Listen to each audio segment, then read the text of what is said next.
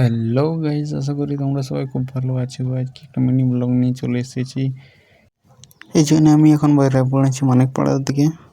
মানিকপাড়া একটা জেরক্স দোকানে যে আধার কার্ডটা জেরক্স করে নিয়ে রায় পড়লি সর্দি হয়ে যাবো বলে। আজকে কিন্তু এত জলদি জলদি ট্রেন যাতে ছিল, অনেকক্ষণ দাঁড়িয়ে দেখতে গেল রেলগেটের ট্রেনে।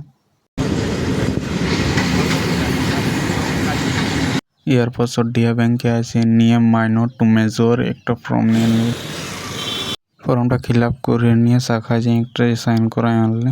এরপর ফর্মটাকে 1 নম্বর কাউন্টারে জমা দিয়ে ঘরে দিয়ে যেতে ছিল, কিন্তু ট্রেনগুলো আজকে ঘরে যেতে দিছে না।